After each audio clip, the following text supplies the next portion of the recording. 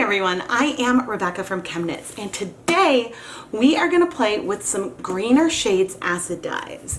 This is a type of commercial acid dye marketed as being the responsible way to dye, and it's thought to be greener because the dyes don't contain any heavy metal ions. The metal ions in pre-metallized dyes can make the colors brighter and more color fast. So there's some benefits to that, but there are plenty of acid dyes that don't have heavy metals in them at all, including food coloring, which technically functions as an acid dye. But I do want to point out that while these might be greener because you're not introducing heavy metals into the environment, these are still commercial dyes, and so you need to take proper safety precautions when you are using them.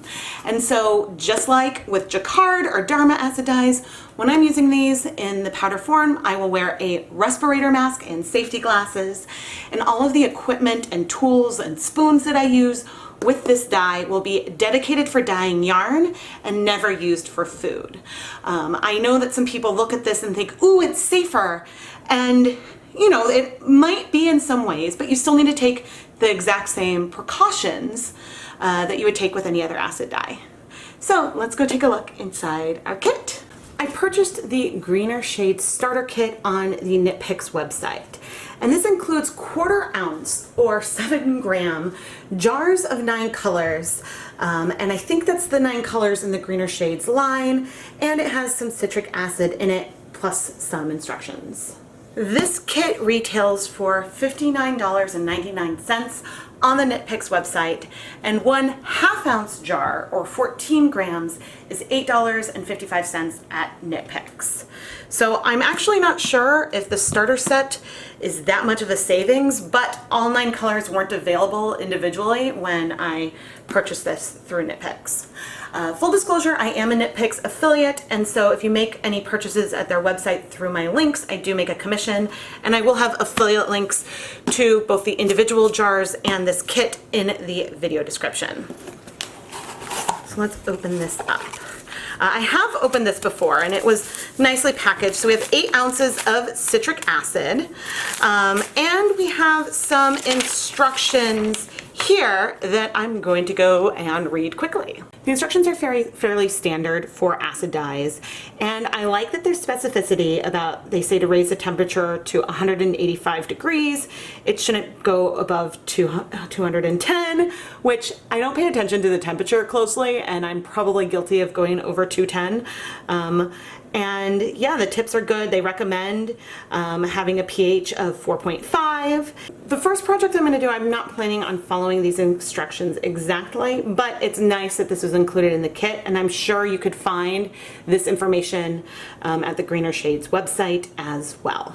On their website, they acknowledge that since not everyone might have a scale, there is a table where you can see the number of teaspoons that you need to dye 1 pound of fiber at a 1% depth of shade for each of the colors, because it varies and the volume per weight varies probably for each color. Alright, so the colors are Midnight Black, Amazon Green, Coral Reef Aqua, which I believe does contain copper in it, Ruby Red, Amethyst Purple, Sunshine Yellow, Sunset Orange, River Blue, and Flame Red. Since these dyes come from the kit that is smaller than what they otherwise have, I'm not sure if other ones have... Oh, they do have colors. The butterflies. Oh, that was so subtle that I didn't notice at first. But the butterflies on the labels correspond to the color in the jar.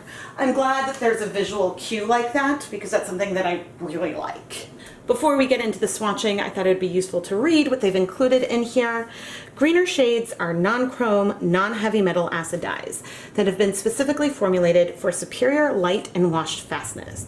They are designed for dyeing all natural or other protein fibers as well as nylon. Greener shades are an environmentally responsible choice for dyeing.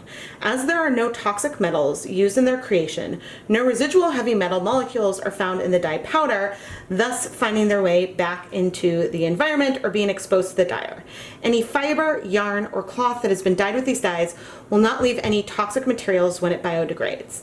Depending on the color used, Greener shades dyes can require less energy as exhaustion may occur at lower water temperatures. Two other things to note from the website. On the Greener Shades website, they say these dyes are non-toxic, and while they can't classify the dyes as organic, they meet the standards for the Organic Trade Association for Organic Processing. I'm not entirely sure what that means, but I figured it was worth mentioning because it's in their FAQ section. I have nothing against citric acid, but I'm personally more comfortable with vinegar. In the pan right here, I have 4 cups of water. This is a 4-inch deep catering steam pan, and I also have this linked down in the video description. And we're gonna start by just doing a swatching, like I like to try sometimes, and we'll just put little bits of each of the 9 colors in powder form on a skein of yarn, just to get a sense of their relative hues. And then I think we'll pick one of the colors from that and then kettle dye some semi-solids. I am coming in with 1 skein of Knit Picks Hawthorne fingering weight yarn.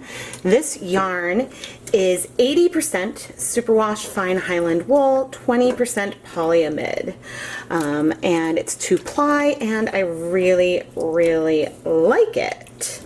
I have a second skein of Hawthorne on hand that pre-soaked with a little vinegar.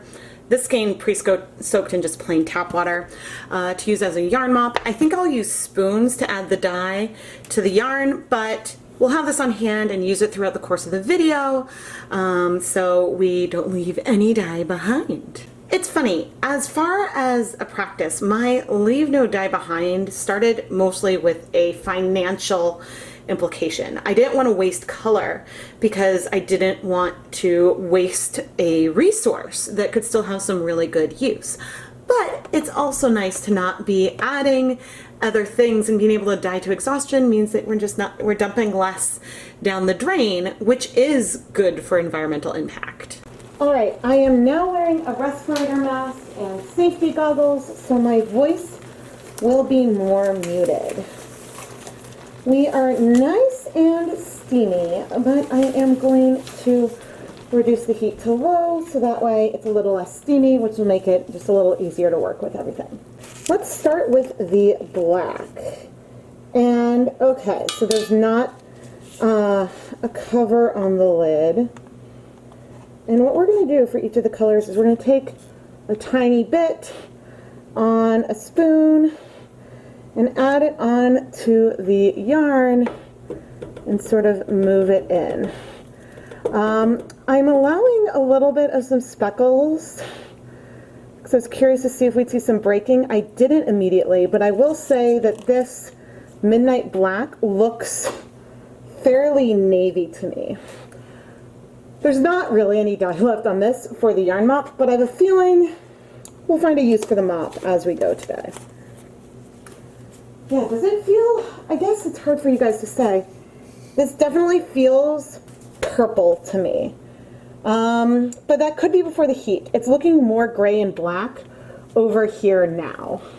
Okay, if I zoom in, you can kind of see the little blueness that we see, but some dyes do change color as they're exposed to heat and acid, so they might look different in liquid form. This system has 2 reds. I'm just trying to take a little bit flame red.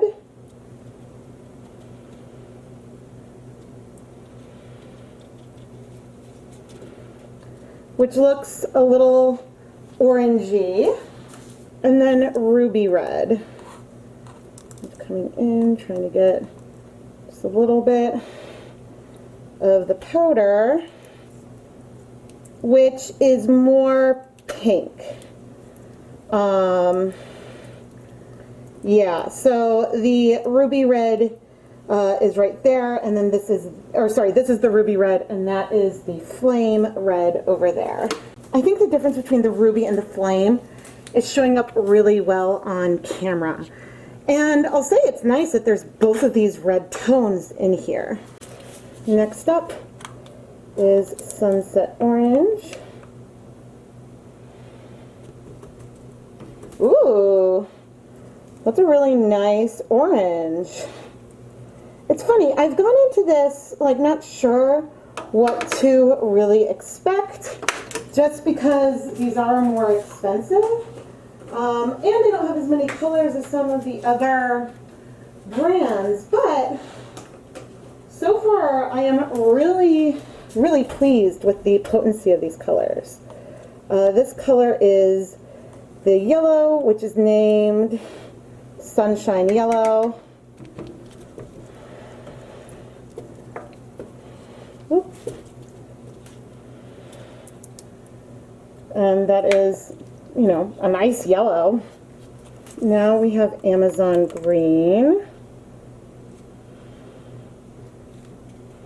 Ooh, that is very teal looking right now.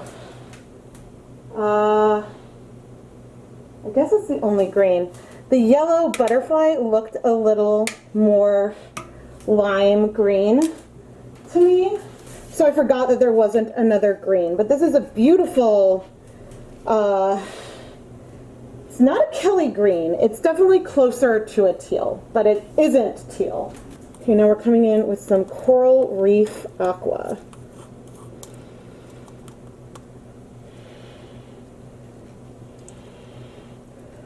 Ooh, this is also looking very teal to me. Maybe because it's a little potent, but that isn't, I guess with Aqua I was expecting something paler, but maybe it just needs a lighter depth of shade. Not that we're measuring out depths of shade here, but I was expecting something more in the frozen realm of colors, if that makes sense. Okay, here is River Blue. Oh, that's what I'm talking about. This is a beautiful, and I'm splashing it as I shimmy it, but that's a beautiful blue. Gorgeous. I do feel like we're missing like a good cyan for getting some color mixing, but now this is Amethyst Purple. Oh, that's a nice, it's like deep purple from Derma. That's a really pretty color. I am not sure how deep each of these colors will have struck to our yarn. Sometimes when I do something like this, once we've finished with this stage, I'll then like move it and we'll probably add some color to the other side if I feel like this colorway isn't balanced, but I'm happy with this. Like this green, like we've got the makings of a really good rainbow with like a teal in there. You could definitely make this more of a bright green, I think, with the yellow. I think that getting a brighter purple might be hard without that sort of brighter blue in the mix, but this is a really good range. I didn't immediately see anything like color breaking for any of these. And the other thing that's a little interesting is that, okay, maybe I see a tiny specks over here. I'm not seeing a lot of little speckles around the halo, which is something we sometimes might see with this technique, but I'm still encouraged by the colors that we have here. Let's see. Okay, clearly not everything has dissolved yet, but it hasn't been very long. Okay, that green is definitely going to need some more time, and can move the teal and the blue. Okay, the blue seems to have struck really well. The purple was the most recent one that we added, so that is fine. And the black, there's more in there as well. Okay, what I'm going to do now is we're going to let everything, I'm going to increase the heat a tiny bit. We're going to let everything sit for, I would say, about 10 minutes, and then we'll come and check in. But it's a beautiful range. If you're only going to have 9 colors, maybe I would want a different blue.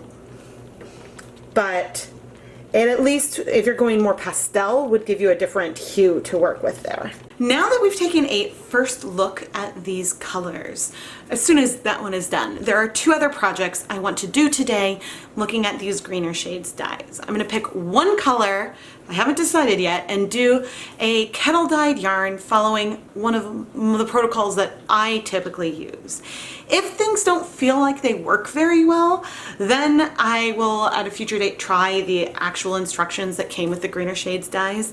Sometimes people are like, you didn't follow the instructions, but I like to sometimes see how things work if you don't follow the instructions exactly. And as someone who has protocols I'm comfortable with say Jacquard and Derma, I want to evaluate how well this dye works using my favorite protocols. And actually, okay, I'm adding a third one. We're gonna dip dyescane in one color. We are going to kettle dyescane, and then I want to try speckling with a few of the colors. Because this, I added the powder and moved it around, but I want to see how sharp speckles we get and things like that. So I think that those three projects should be really informative. I hope. I would now like to take this opportunity while we're waiting to give a huge thank you to Karen Siegel, Jessica Parko, and the rest of our Fiber patrons. Thank you so much for supporting the content here on the ChemKnits Tutorials YouTube channel. ChemKnits patrons get early access to the Dyepot PS series every month, and depending on the level, they can get behind the scenes sneak peeks, advance notice of ChemKnits Creations Etsy shop restocks, and more. The perks are a lot of fun, and you can learn more about the Patreon at the link in the video description. All patrons get to vote in the direction that the next Dyepot PS episode will take, which is a ton of fun and one of my favorite perks. And so it is really worth checking out, and again, link in the description. The 10 minutes are now up, and I'm going to come in and add, this is an additional 2 cups of water that has 1 tablespoon of white vinegar in it.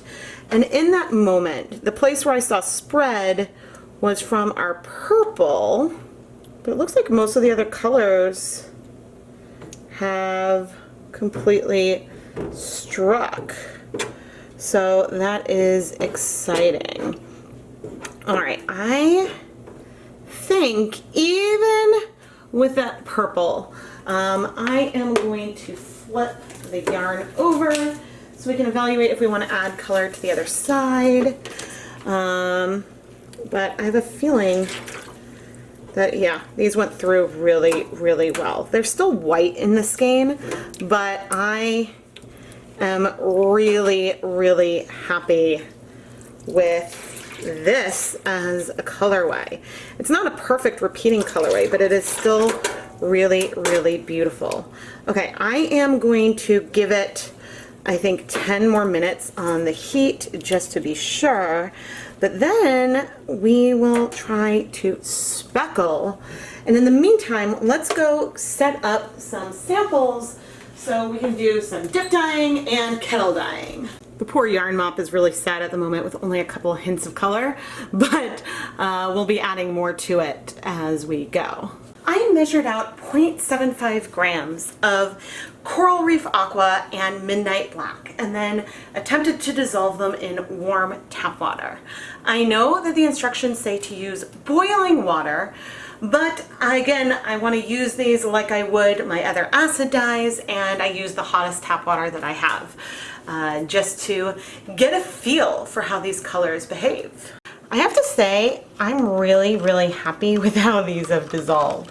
Now granted, 0.75 grams is different from trying in these same cups to wet and start dissolving 5 or 10 grams as if I was making a stock solution.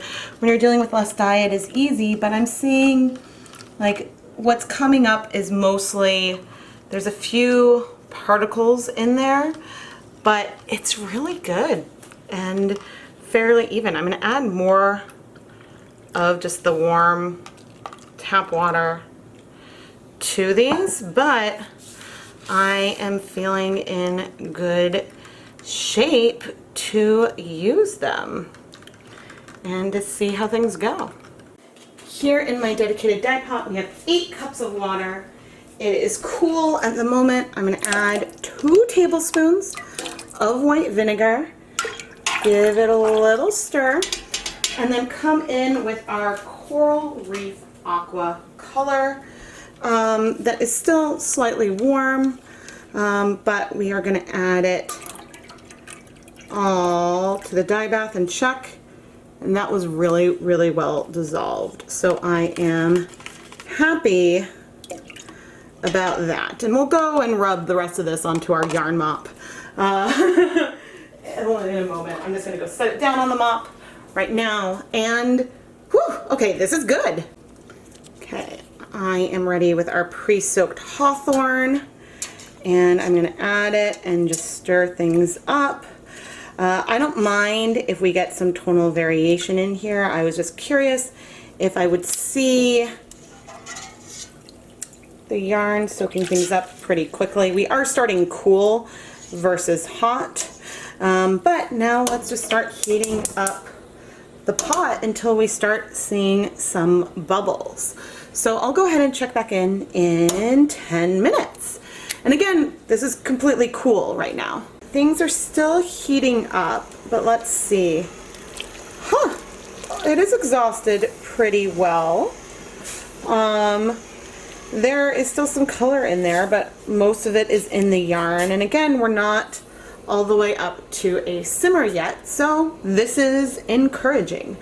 I'm not going to add more vinegar yet because I want to get a sense on if it'll clear in these conditions where I do see most dyes clearing.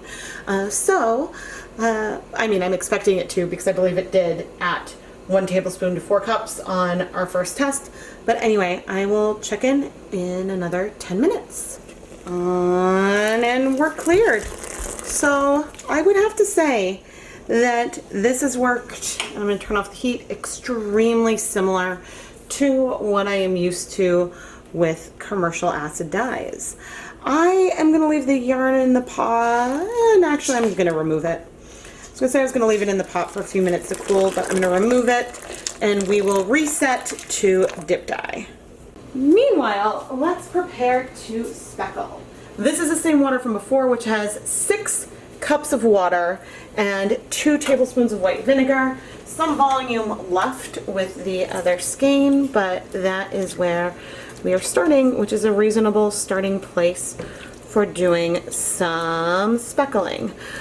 The water level is a little high for some speckling techniques, but I think we should be fine. I'm planning to use one of the reds, the purple, and the black for speckling because those are the colors I'm the most curious about. But now let's heat things up. Okay, I'm going to reduce the heat to low, and I'm coming in with trying to pick some up of the midnight black and letting it fall. Now my water level is a little high for getting some specks. You can see, I'm not really sure if you can see the spread, but in places the powders can definitely hit the water before the yarn, which means that there will be more spread. But there are some regions where I can safely add it. So I'd say it handles well. And let me go wipe my fingers on my yarn mop. I wanted to wait a moment before going into the other colors. We noted before that it looks red and then changes more to black. There may be a few areas where I see something that looks rust colored, but I'm unclear if that's going to change or if that's going to stay. Either way, like there might be a tiny bit of some red in there. I can't immediately say, and as soon as I go in and speckle with the red and the purple, it'll be even harder to say for sure. But if it breaks, the breaking is super, super minor, so that that can be a pain when you're doing something where you just want black speckles and then all of a sudden there's a random red one. But start moving it. I would say that it isn't all a true black. There are a few rust speckles. I feel like I can say that definitively, but they're at least dark and they don't stand out like you might sometimes see with a broken speckling dye. Like, I think Forest Green from Dharma has a few light green pops, which isn't always fun to get when you're speckling. Okay, this is the Ruby Red. This powder feels more granular. And I'm adding this over some of these red regions. I'm going to try to keep, whoa, okay, that went pretty far. I guess I'm going to leave it at that for now. I want some space for the purple, but again, I'm going to go wipe my hands on the yarn mop. We've got some region of red alone. It doesn't feel broken. I see lots of bigger speckles, but even some like little speckles where it did hit the water first, and we see some spread. So yeah, I mean, I think that these strike fairly fast and speckle pretty darn well. So that is really, really good. Like any powder speckling, I am trying to make sure my gloves are completely dry before we go in. But I would say the amount of particles from just like rubbing my gloves together, that fineness that falls out onto the yarn is, okay, this breaks. This breaks with speckling for sure. Like other purples that we see at times, I see both red, and I'll zoom you guys in a moment. I'm just adding some of this purple to other spots on the yarn. All right, I'll go close this, and then we'll come zoom in. I'm not sure how clear it is on camera, but I definitely see in here red, blue, and purple speckles. I'll try to zoom in further. There we go. Now you can see. So there's like a periwinkle, a grape color, which is probably the combination, and a red in that purple, which is what really why it was one of the colors that I picked. I am now going to let this sit for about 5 minutes before we flip to dye the other side. I do see, I guess I did add some of the purple all over a little bit. This is definitely going to be a more heavy speckled piece, and I'll add the colors really all over when we go and do the other side. But yeah, I mean, we've definitely got some, you can get some nice speckles with this. Again, there's enough water in here, which is why we're seeing the spread. But on some of the areas like down here and in some of the areas with the purple where the dye was above the water, it didn't spread. And I think that if you were to mix it with some citric acid, that could help as well. So yeah, I'm really satisfied with how this dye is handling. I believe that this sort of bright blue speck came from the purple because we didn't see anything like that coming from the red or the black. But that's the kind of thing that we mean when we say, okay, we're seeing breaking with the speckling, because I don't know, it's a reason why I pick Dharma True Black over Dharma Toner Black for speckling, because sometimes you don't want those other colors to show up.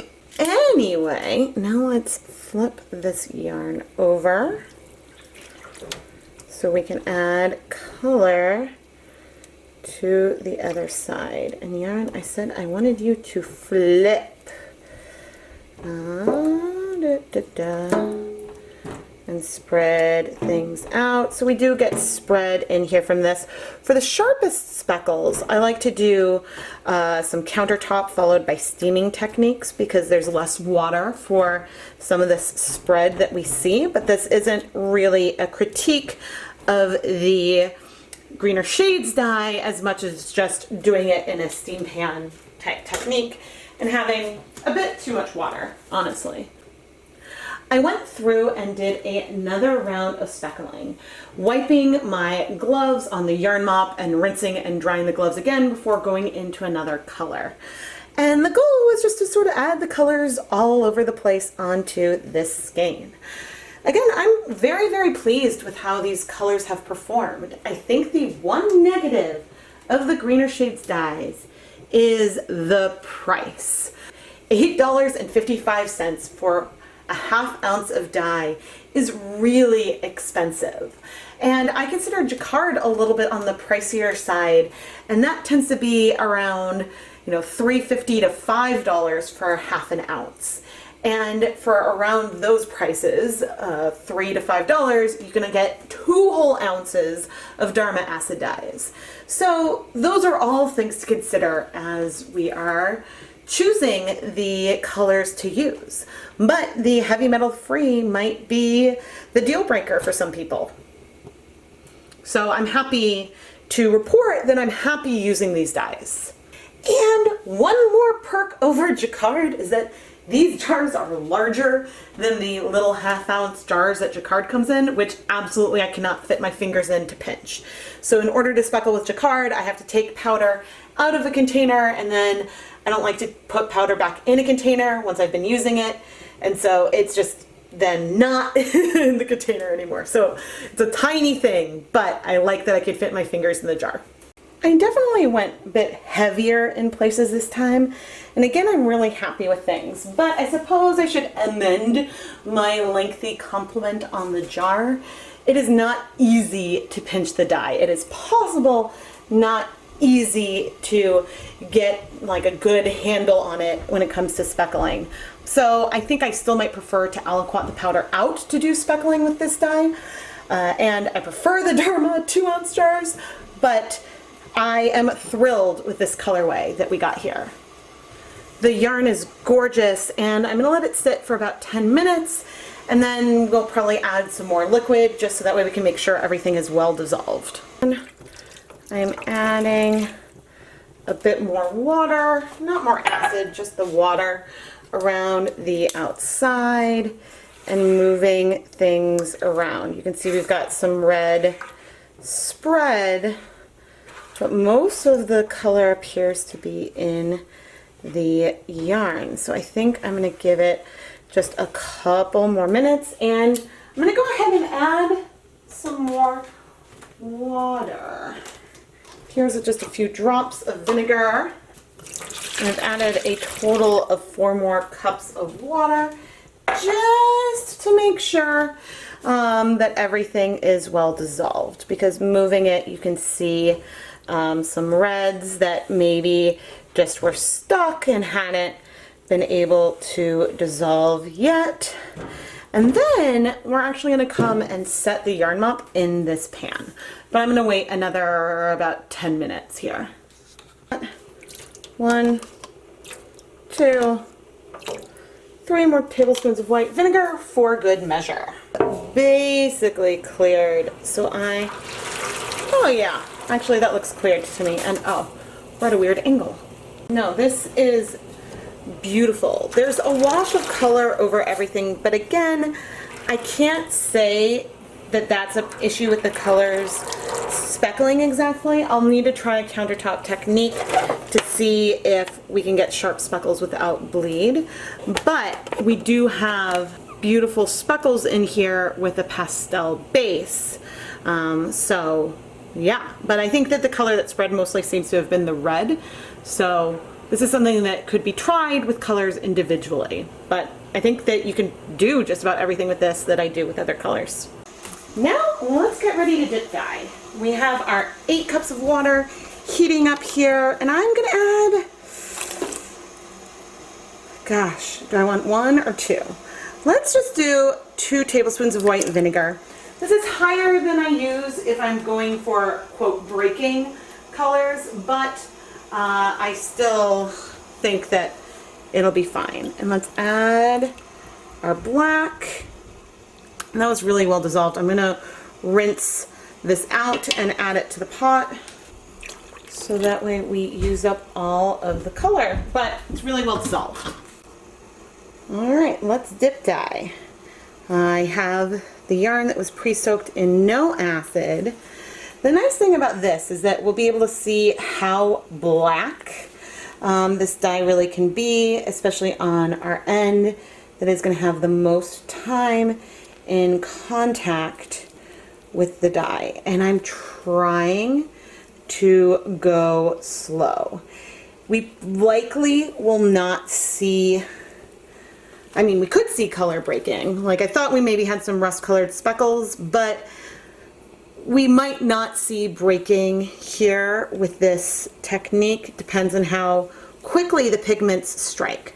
When you see color breaking or separation of a color mixture into different hues, that is always the result of the fact that the hues have to absorb at different rates. There are plenty of dyes and colorways that don't break but are still mixtures, because if the two pigments will absorb to your yarn at the same time, then you're not going to see that breaking. So we are seeing the color absorb as I stick more in. You can see it's more gray. There is actually a reddish cast to what is left, but again, that doesn't necessarily mean we will see it break. But yeah, you see that red left, so we might be able to capture it, but whether or not we can see it on the yarn, I don't know. It does mean that we should test this on a non-superwash yarn, and we should start with less acid than what I have used here today. Usually for color breaking, I start with 8 cups of water and then 1 tablespoon of white vinegar and add it in. And so we'll see if these reddish hues can be captured or if that'll still feel gray. So I do say that this is one that has the potential to break. But whether or not we're able to capture that, I'm not sure, because that's not a lot of pigment and it'll probably absorb to all the yarn. But I am going to let this sit for 10 minutes and we'll check back in. But before I turn off the camera, this does confirm that we likely had some rust specks from speckling with it. And this is absolutely broken, but it's beautiful. And I do love a good broken colorway. It's only been 5 minutes and you can already see those reddish hues are absorbing into our pale end. So we have captured the breaking slightly. There is still some color in here, but we'll wait the rest of the time. The 10 minutes are up. It's not needed, but I have it aliquoted anyway, so I'll just add another tablespoon of white vinegar. This is really pretty with that brown, almost sand color in there. There's a tiny bit of a hue left in the pot. So what I'm going to do is I'll turn off the pot and let the water cool and the yarn cool in the pot, at least for a while. But again, these dyes are behaving very similar to the ones I'm used to. Although I don't know if I've captured this amount of breaking with black, but in the grand scheme of things, this isn't bad or anything. It's just fun, actually. Now, finally, to this same pot, let's come in with our yarn mop. And I am going to take it and just sort of plunk her in.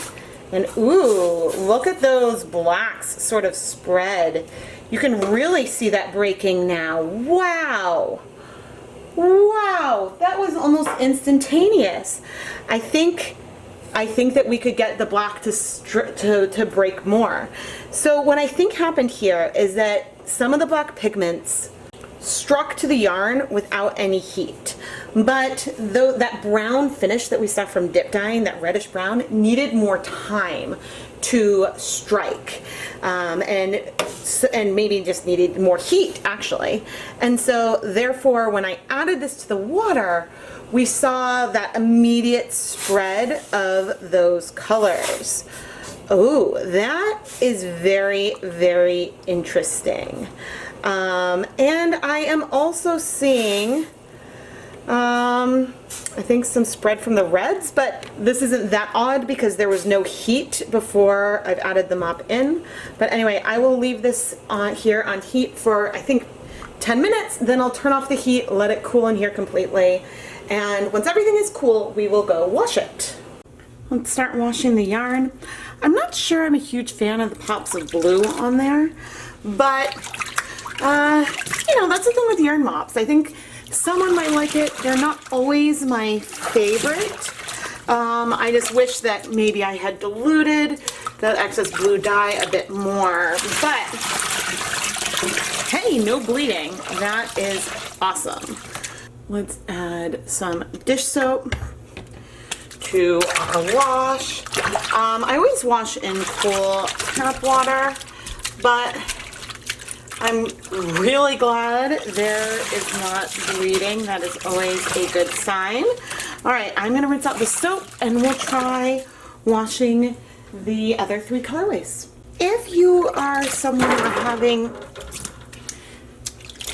where having access to a lot of pre-mixed colors is really important to you, then the greener shades dyes might not be the best ones for you, but you can mix and match these with other lines. So that is an option as well. But I have to say, these are performing great. The only reason why I think I wouldn't reorder them is just because of the price. I mix dyes from various lines all the time. I'm not always sticking with, oh, just Dharma or just Jacquard. And so there's nothing wrong with having multiple sources, especially at times when there might be shortages of certain colors. Then it can be handy to have access to some alternate brands. But I'm going to be very interested to know what you all think, and we'll chat about this more in the conclusions that will happen very shortly for you guys. But I'm not seeing any bleeding, so again, I'm going to rinse out the rest of the soap, put this through my Nina Soft spin dryer, and then hang everything up to dry. But yeah, I'd call this a successful day of dyeing yarn. Here is the finished dry yarn that we created in my first attempt at dyeing with greener shades acid dyes. And I have to say, for all the techniques that we played with, I am really, really happy with the performance and the results and the color fastness of these colors. There are still some more techniques I'd like to try. When it comes to any type of dye, the more you play with it, the more you understand which colors strike faster than others, which spread more, and things like that. But these behaved very, very well using some of my favorite techniques. The first colorway we dyed was more of a crude swatch to look at the colors. And I don't know, you can't quite see all of them here, but the 2 reds do look very distinct dry.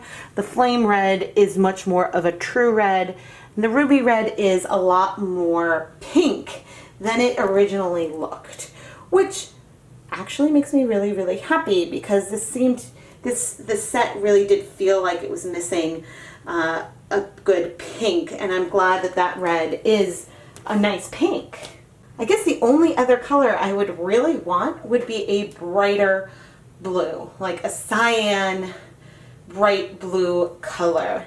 The blue that's in here is lovely, but that bright blue, and I'm thinking of something like Frozen from Dharma, that is something that neon feeling blue would be hard to achieve through color mixing with these colors that are available.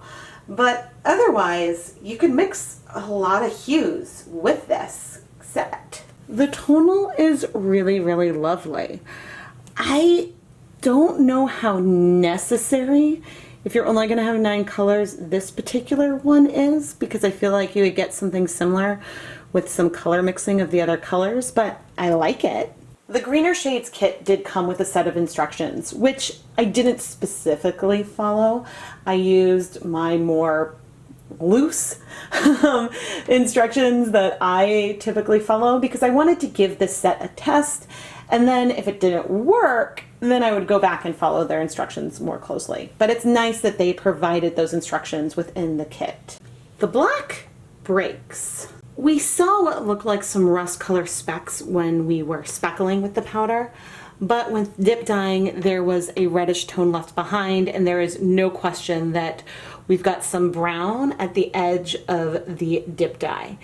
But it's a taupey brown, and I think that if I were to have dipped the yarn in faster, we maybe wouldn't have even noticed and could have had a pastel gray at this end. Another way that you could potentially avoid this color breaking is if we had more acid in our pot.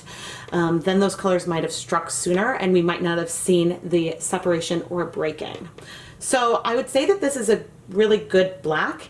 Even with some breaking in the speckling, those more rust colored tones were pretty dark and didn't really stand out super obviously, versus having like an occasional red or yellow or lime green speckle pop up or something like that. Speaking of speckles, we created this colorway with the purple, ruby red, and black. We have some lovely sharp speckles in here, but there was a reasonable amount of spread of the pink and maybe the purple as well. I wasn't necessarily going for the pastel spread, and this is something that I have definitely seen in the past, but if in my recollection, it tends to happen more frequently when I move things around pretty quickly, and I was waiting reasonable lengths of time between flipping the yarn. But I didn't have the water level as low as I could have for something like this. So some spread isn't unreasonable, but I would like to play with these dyes with, say, a countertop speckling method or something to try to get some more control over it. And the one other note is that the purple does break into like red, blue, and purple speckles when you speckle with it. We do have some rogue blue streaks, likely from that purple. Finally, we have our yarn mop, which has a little bit of everything, but mostly the purple, the ruby red, and the black that we used for the speckling because I wiped my fingers onto this as a yarn mop. There are, I believe, some yellow hints. There's a tiny bit of orange from the spoons when I did that first swatching at the beginning. The thing that was really interesting was that when I added this into the pan, you immediately, because I added this into a pan that had vinegar and was hot already, around the black, we saw some quick spread of that brown color that we got over here. So you can see some of these sandy tones in this skein that otherwise I hadn't noticed before. And so that was really cool. And I haven't checked the footage back yet, but I'm really curious to see what that might look like on camera, because in person it was so fun. And it reminded me of it reminded me of speckling with Wilton's Violet and then dipping it into water and watching all of a sudden the blues semi-disappear as it touched the water and the blues sort of spread and then struck. And it's just really fun.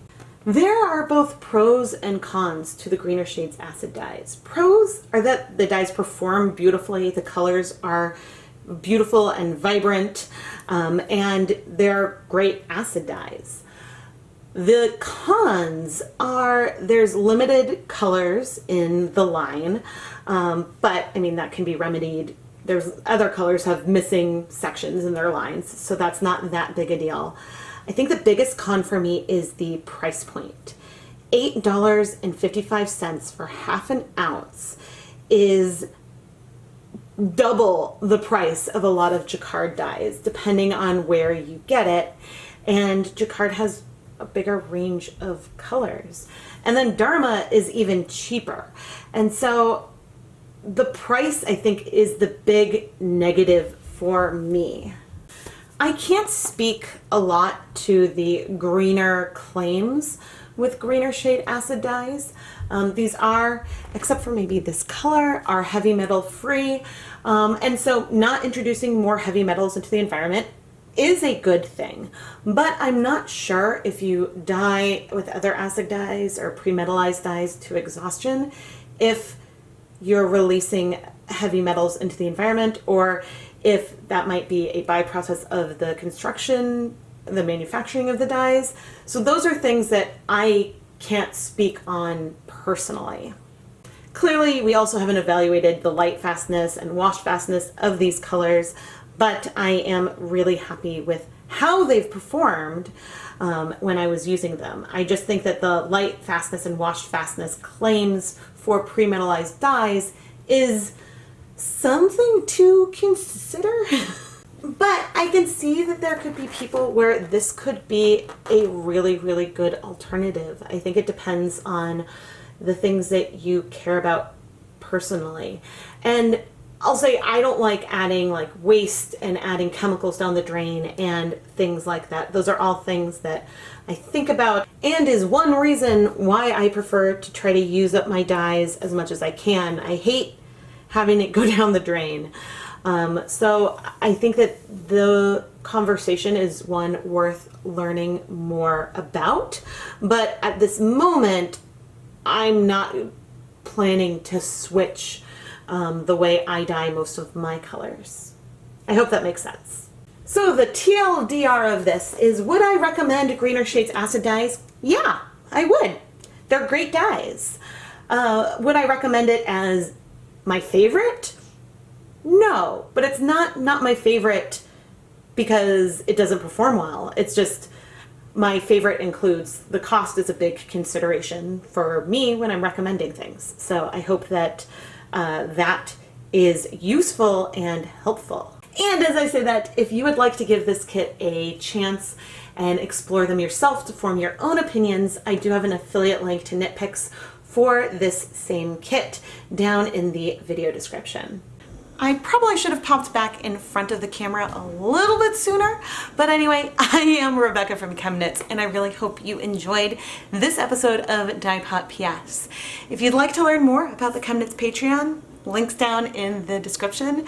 And I'd like to say another huge thank you to ChemKnits patrons and subscribers for supporting the content that I create here. If you're interested in having me review some other lines of dye, please let me know down in the video description.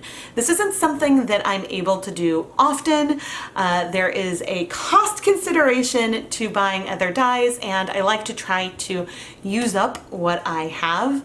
I don't want to just like discard anything. I do try to use the things that I already have in my collection before purchasing more, which I say as I have a bunch of new Dharma acid dye colors en route. So but that's because, yeah. Anyway, I have limited space and my area for storing dry dyes is now going to be very, very full. But I do keep track of requests, and I am interested in exploring ProChem and some other acid dyes in the future. So this one was just a little easy to review because there's only 9 colors, and so the colors to pick to try out was really, really easy. Please make sure that you are subscribed to the ChemKnits Tutorials YouTube channel if you're not already. We have tons of fun, and I like to try things out for the first time on camera, which sometimes works really, really well, and other times we might end up with a mess. But I like to say that I try new things so that way you can learn from my mistakes and successes. And in filming these videos, I continue to learn, and my confidence and technique continues to grow.